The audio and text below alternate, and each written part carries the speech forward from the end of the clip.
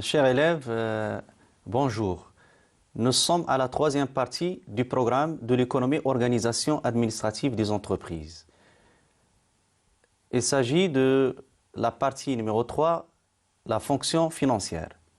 On vient de voir la première partie, c'est l'approvisionnement, comment acheter, comment l'entreprise peut acheter, comment il peut stocker. Et puis, on a vu la fonction production, les étapes de production, comment la production est organisée, comment elle est programmée.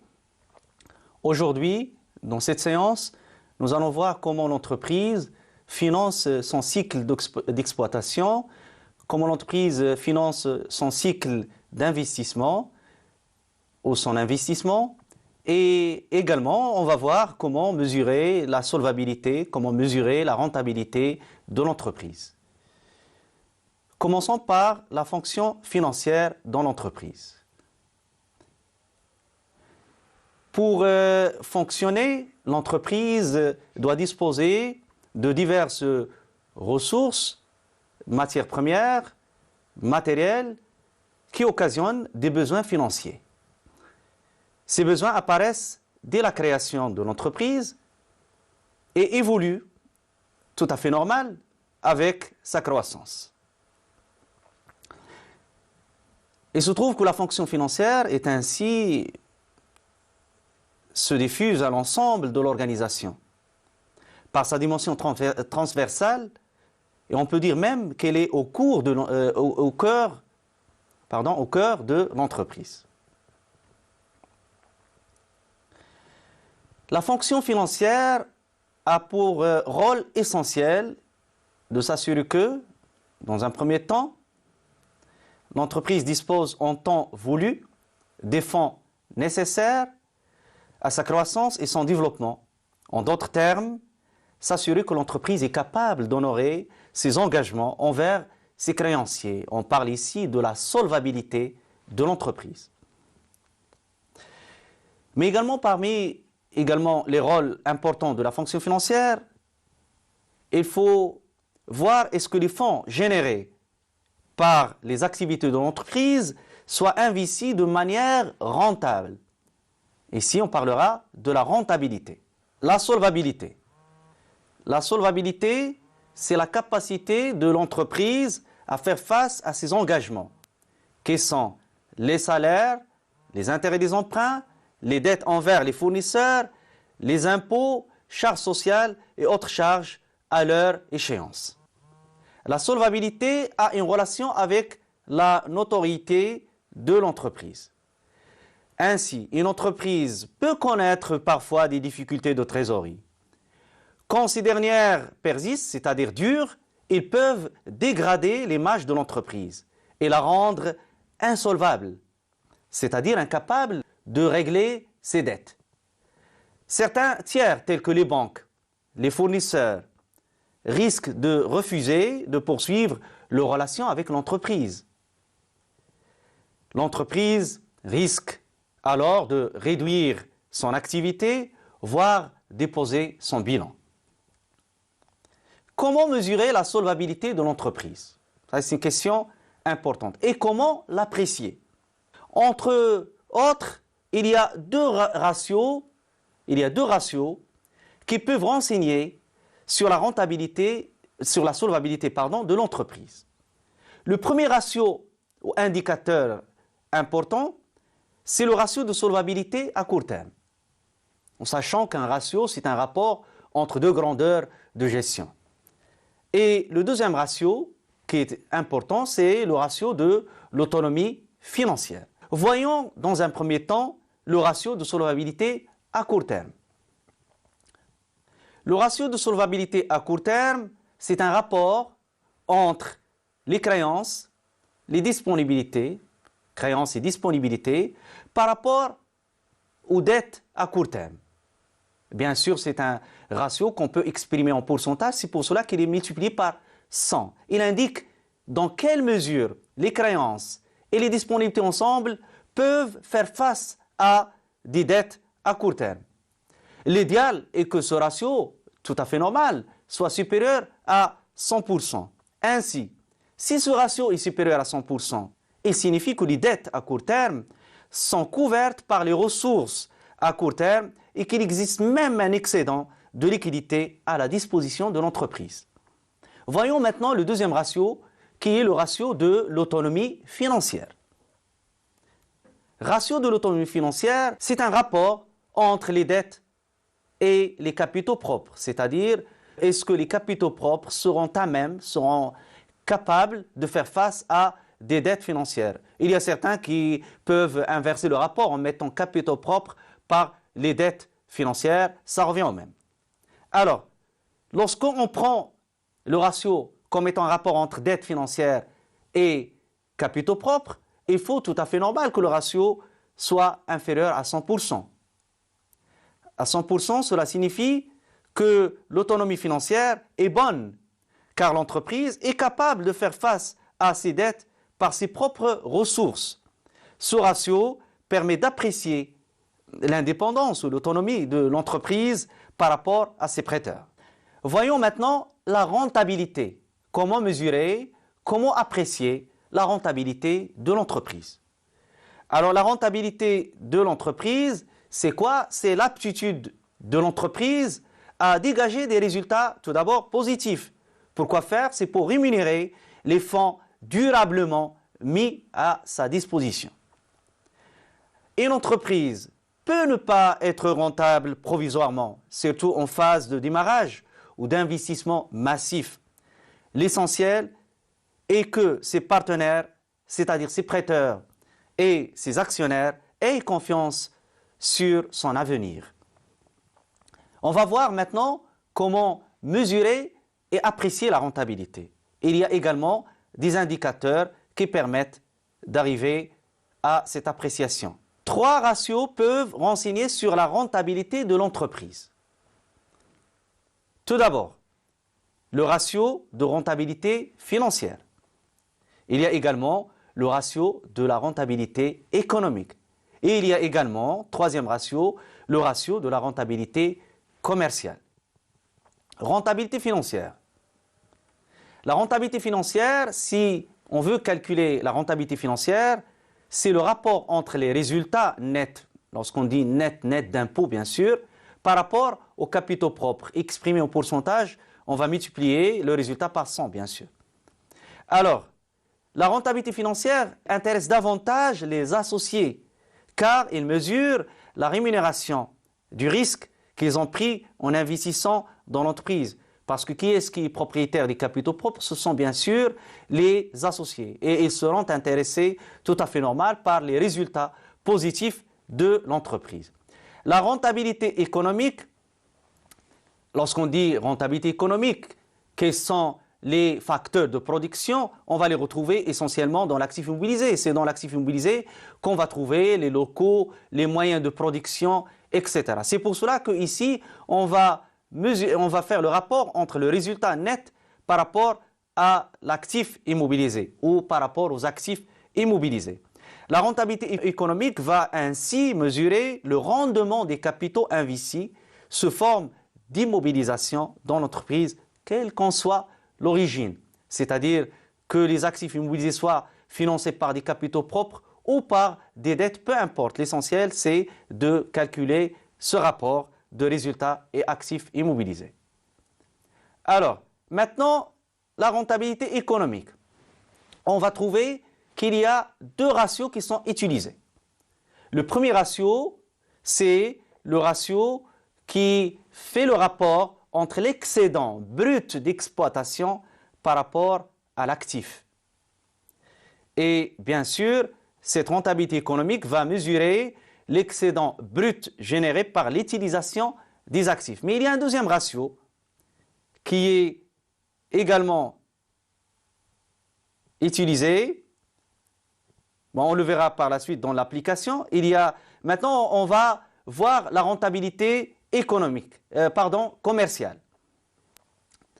La rentabilité commerciale va exprimer le rapport, va être calculée par le rapport de résultat net, cette fois-ci par rapport au chiffre d'affaires, c'est-à-dire les ventes de marchandises et de produits finis réalisés par l'entreprise au cours d'une période donnée.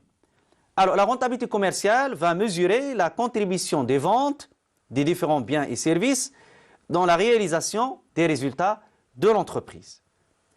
Donc, comme ça, on a vu les indicateurs de mesure de la solvabilité et les indicateurs de mesure de la rentabilité. Voyons maintenant une application qui va nous permettre de vérifier est-ce que nous sommes à même de calculer ces indicateurs et de les interpréter.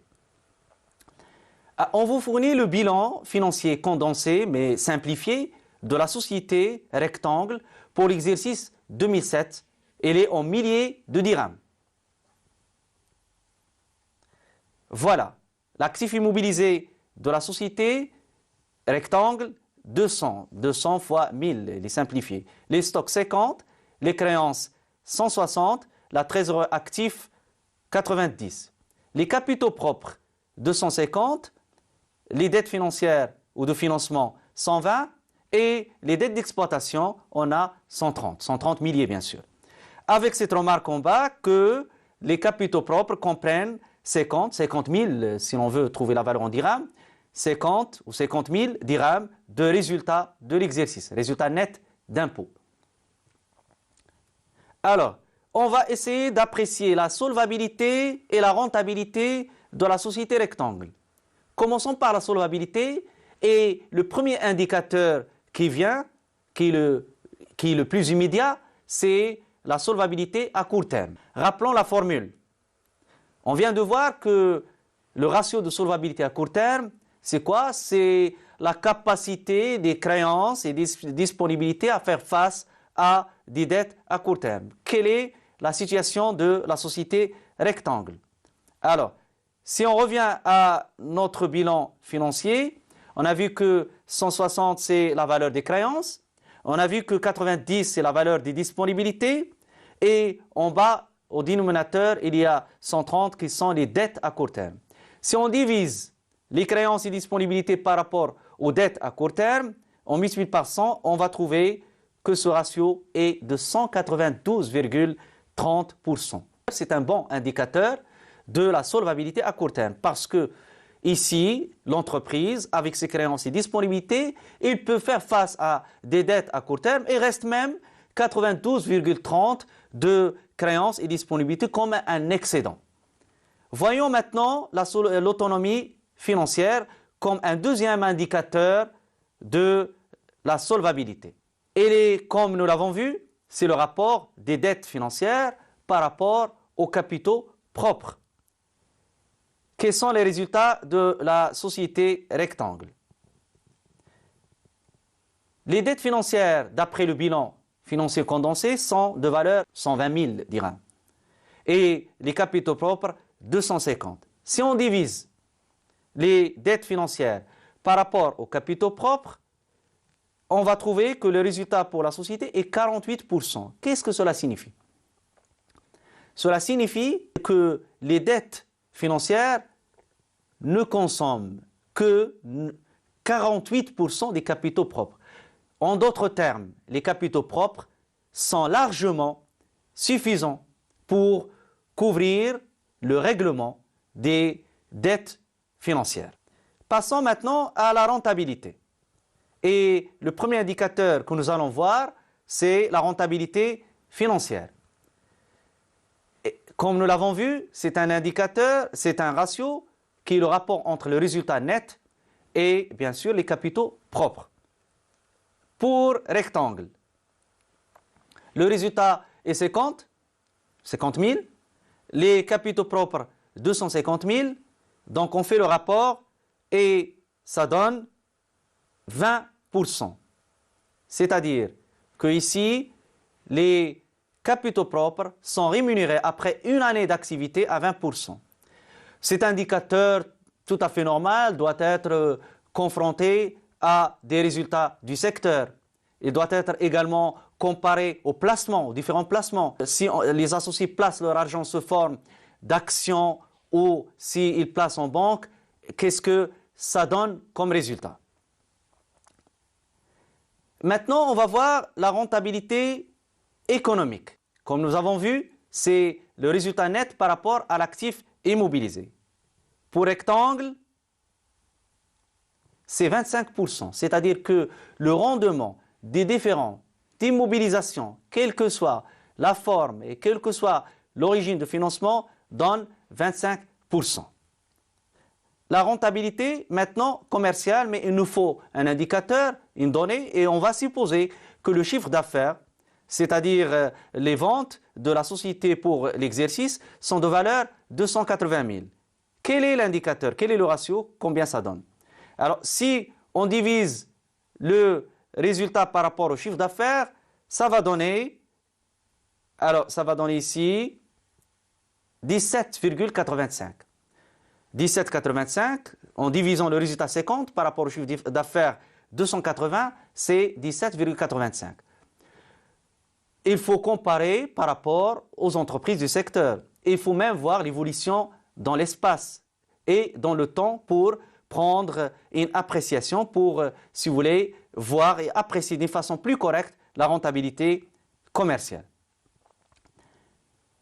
Maintenant, on va voir le cycle d'exploitation et le cycle d'investissement. Commençons par définir le cycle d'exploitation. C'est un ensemble d'opérations allant de l'achat des matières premières ou des marchandises à la vente du produit ou services. Bien sûr, pour les entreprises industrielles, la production est une phase qui se trouve intermédiaire entre l'achat et bien sûr la commercialisation. Les étapes. En général, le cycle d'exploitation se compose de 3 étapes essentielles. L'approvisionnement, on achète les matières premières, les fournitures, etc. Et puis la production, on les transforme pour avoir par la suite à les distribuer, à les vendre. Pour les entreprises commerciales, pour les entreprises financières, il n'y a pas cette étape de production. Il y a bien sûr l'approvisionnement et il y a la distribution. C'est ce qu'on appelle le cycle d'exploitation parce qu'il se répète d'une façon indéfinie pour l'entreprise tant que l'entreprise existe. Nous allons voir maintenant la phase d'approvisionnement. Cette phase consiste à acquérir auprès des fournisseurs des matières premières, aux services, au comptant ou à crédit. Les biens achetés sont stockés dans l'attente de leur commercialisation. La deuxième étape, c'est la phase production. Cette phase consiste à procéder à la transformation des matières ou des biens stockés en produits finis. Il donne lieu à des dépenses de main-d'œuvre, des services, de salaires, etc. Et enfin, la phase commercialisation. Cette phase consiste à mettre à la disposition des clients des marchandises ou des produits finis, moyennant un règlement immédiat, vente au comptant, ou un engagement à régler plus tard, c'est les ventes à crédit. La séance prochaine, chers élèves, on va voir comment l'entreprise finance ou trouve les moyens pour financer le cycle d'exploitation. Parce que nous allons trouver qu'il y a un décalage entre les besoins d'exploitation et les ressources de financement et c'est une question qui doit être réglée par l'entreprise. Également, on va voir comment l'entreprise va rechercher des moyens financiers pour assurer le financement de l'investissement.